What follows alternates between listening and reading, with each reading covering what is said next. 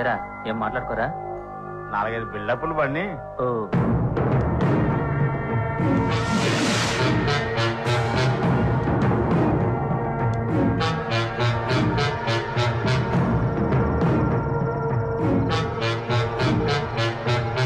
మాట్లాడుకుంటున్నాను కానీ వినపడట్లేదేంట్రా?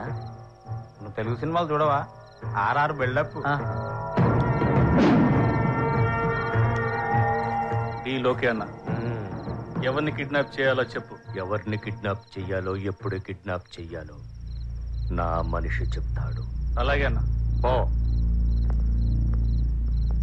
రాయ్, ఆటలో మేకల్ని తిన్నంత ఈజీ కాదురా కిడ్నాప్ చేయడం. ఆటైనా పనైనా గెలవటం నాకు అలవాటే అన్న. ఓడిపోయావో చచ్చిపోతావు. వెళ్ళు.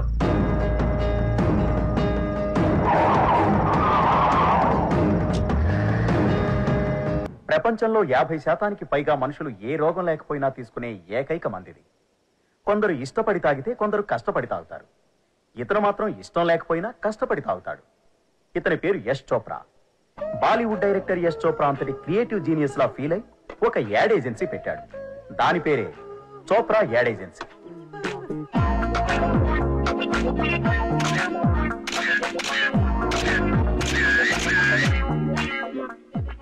మోడల్స్ సోయగాలు, అందమైన కాన్సెప్ట్లతో కళకళలాడే క్యాన్వాస్లు, క్లయింట్స్ తో నిండిన కాన్ఫరెన్స్ రూములు, ఇలా ఎప్పుడూ సందడిగా మార్కెట్ యార్డ్ లా ఉన్న యాడ్ ఏజెన్సీని చూసి చోప్రా ఒళ్ళు ఆనందంతో పులకరించేది. కానీ ఈ ఆనందం అతనికి 6 నెలలు కూడా లేదు.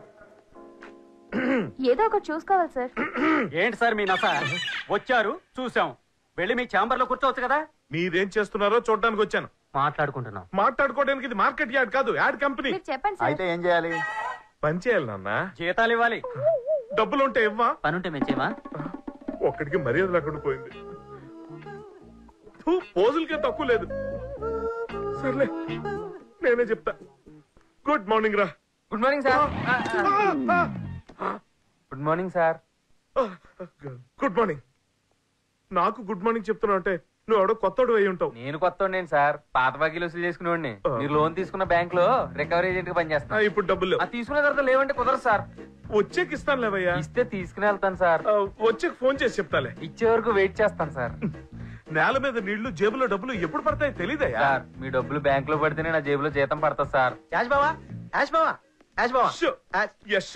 ఆ రెండింటికి పెద్ద తేడా ఉందిలే బావా. యష్ అంటే కీర్తి, యాష్ అంటే బూడిద. ఇప్పుడు మనకి మిగిలింది కూడా అదే కదా.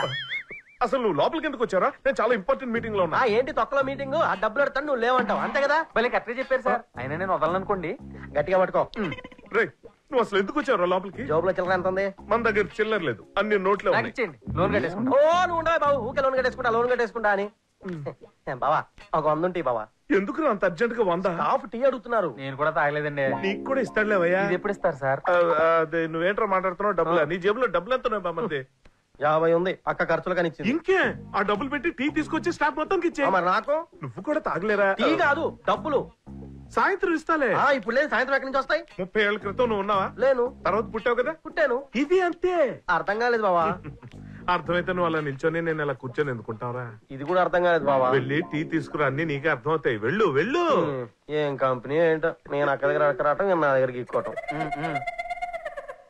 నీకు మూసుకుని కూర్చోవడం వచ్చా? అయితే వెళ్ళి హాల్లో కూర్చో. ఇది ఎక్కడ సెటిల్ అయిపోయినా ఉన్నాడేంటి?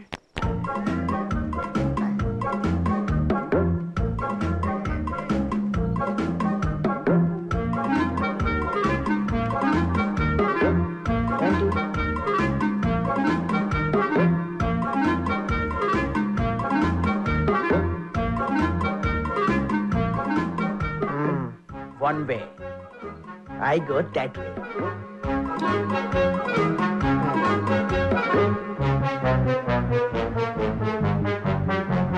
కమిన్ పూజ. అడగలేదు కదా.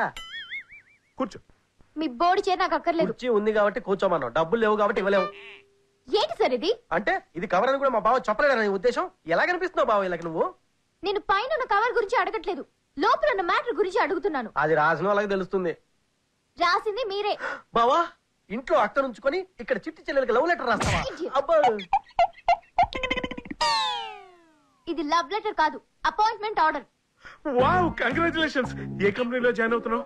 ఇంతకాలం మా కంపెనీలో పనిచేసినందుకు చాలా థ్యాంక్స్. నీకు రావాల్సిన జీతం డబ్బులని అన్న పైసలతో సహా లెక్క కట్టి నువ్వు ఎక్కడుంటే అక్కడ తీసుకొచ్చి ఇచ్చేస్తాను. నేను ఎక్కడా జాయిన్ అవ్వట్లేదు. అవ్వట్లేదా? ఇక్కడ జాయిన్ అవుతుంది ఎవరని అడుగుతున్నాను. Oh sorry, I forgot to tell you. కొత్త ఎంప్లాయ్. ఇక్కడున్న ఎంప్లాయీస్ కి జీతాలు లేక చస్తుంటే ఇంకో కొత్త ఎంప్లాయీ అవసరమా? ఉన్న ఎంప్లాయీస్ కి శాలరీ సృష్టించడానికి కొత్త ఎంప్లాయీ. కొత్త ఎంప్లాయ్ బాగా సౌండ్ బాబా. ఇంత సౌండ్ అర్థమైందా? సార్, ఏదో 2 యాడ్లు పోయినంత మాత్రాన మీరు ఇలా కొత్త ఎంప్లాయీని అపాయింట్ చేయడం ఏం బాగోలేదు సార్. పోయింది 2 యాడ్లు కాదమ్మా, 200 యాడ్లు.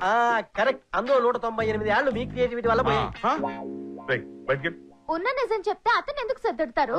మేం కాన్సెప్ట్లు చేసుకురావడం, మీరు అందులో మీ క్రియేటివిటీని రంగరించడం, అది ఎవరికీ అర్థం కాకపోవడం.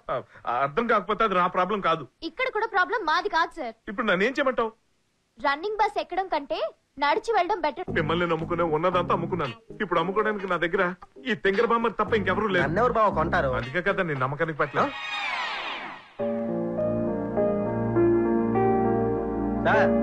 మేడం పిలుస్తున్నారు.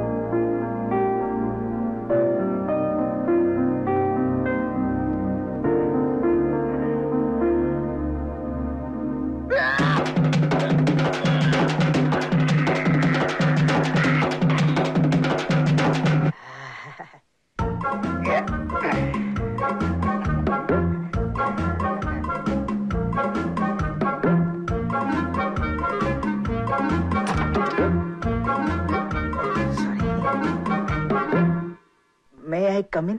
Come in. Okay.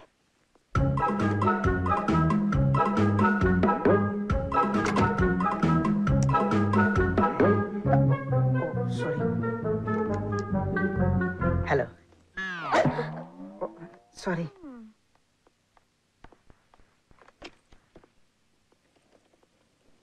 Hi. Hello, madam. Hi. Please. Oh, yeah. Thanks. Your name? Diwakar Prabhakar Sudhakar. నేను అడిగింది మీ పేరే. నేను చెప్పింది కూడా నా పేరే. వాట్? Yes madam. ఒక్క మనిషికి ఇన్ని పేర్లా? షాక్ ఫీల్ అయ్యారు కదూ, అందరూ ఇలాగే ఫీల్ అవుతారు. నేను కూడా బిగినింగ్ లో ఇలానే ఫీల్ అయ్యాను. నా 3 పేర్లు వెనుక ఒక ఇంట్రెస్టింగ్ స్టోరీ ఉంది. అది మీరు వింటే మామూలుగా ఫీల్ అవ్వరు. Are you interested to listen? No. వినండి మేడం, బాగుంటుంది స్టోరీ. నాకు ఒక తాత ఉండేవాడు, ఎప్పుడు లేడు, అందుకే ఉండేవాడు అంటున్నా. అతని పేరు తాతాజీ. మా తాతాజీకి 3 తాతలు ఉండేవారు. వెనుకటి కాలంలో రిలేషన్స్ అంతేలేండి, మనం పట్టించుకోకూడదు. నేను పెద్దగా పట్టించుకోను. మా తాతాజీకి 3 తాతలంటే మహా ఇష్టం. ఆ 3లో ఒక్కరి పేరు దివాకర్, ఇంకొకరి పేరు ప్రభాకర్, మరొకరి పేరు సుధాకర్. మా తాతాజీ 3 మన్నోళ్ళు పుడితే 3కి 3 పేర్లు పెట్టాలని ఫిక్స్ అయిపోయాడు. కానీ నేను ఒక్కడిని పుట్టాను. మా నాన్న మా తాతకి తెలియకుండా చిన్న కుటుంబం, చింతలేని కుటుంబం అని వేసెక్టమీ చేయించుకున్నాడు. ఇది మీరు ఎక్స్పెక్ట్ చేయలేదు కదూ, నేను ఎక్స్పెక్ట్ చేయలేదు. పాపం ఇది తెలియని మా తాతాజీ కొన్నాళ్ళు బాధపడి 3 పేర్లు నాకే పెట్టి ఆ 3ని నాలో చూసుకునేవాడు. వెరీ ఇంట్రెస్టింగ్ స్టోరీ కదూ. నేనేమన్నా లూజ్ లాగా కనపడుతున్నానా? ఇప్పుడేగా పరిచయం అయ్యారు, అప్పుడే ఎలా తెలుస్తుంది?